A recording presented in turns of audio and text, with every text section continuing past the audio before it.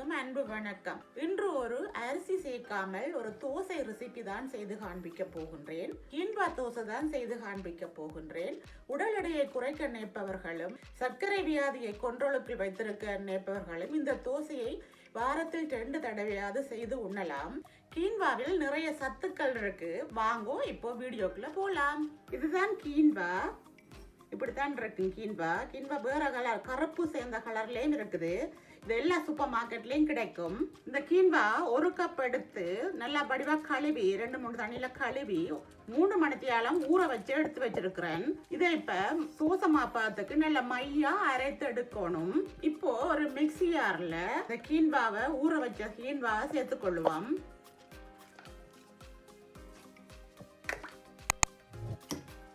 அதோட இந்த ஊற வச்ச தண்ணியே சேர்த்துக்கொள்றேன் அரைக்கிறதுக்கு. இப்போ இது கூட 1/2 டீஸ்பூன் சீரகம், 1/2 டீஸ்பூன் மிளகு சேர்த்துக்கொள்றேன்.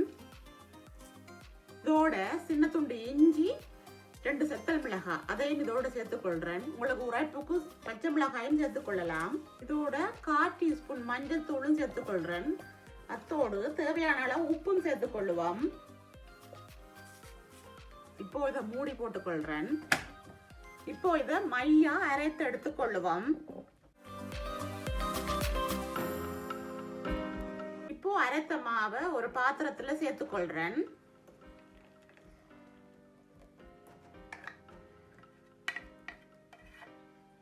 இதே போல எல்லா கீன்வாவையும் அரைத்து எடுத்துக்கொள்ளுவோம்.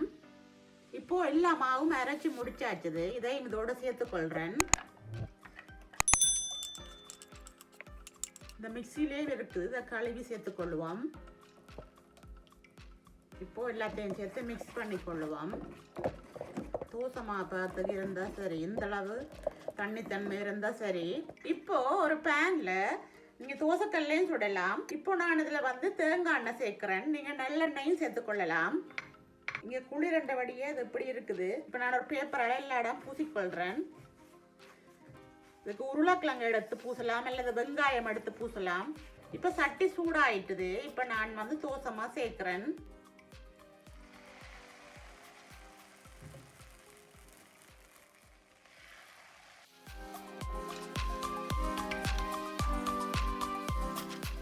அடுப்ப மிதமான சூட்டுல வச்சுக்கொள்ளுங்க, வேகட்டும். உங்களுக்கு இன்னும் மொறுமொறுப்பா வேணுமெண்டா கொஞ்சம் எண்ணெய் நீங்க மேல விட்டு கொள்ளலாம். நான் விட இல்ல.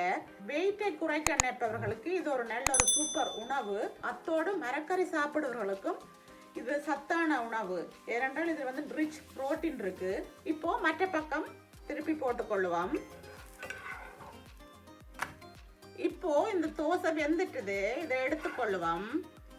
சூப்பரான வெயிட்டை குறைக்க நினைப்பவர்களுக்கு நல்ல ஒரு உணவு. நீங்களும் ட்ரை பண்ணி பாருங்கள். நான் இப்போ இன்னொரு தோசை ஊத்தி காண்பிக்கிறேன்.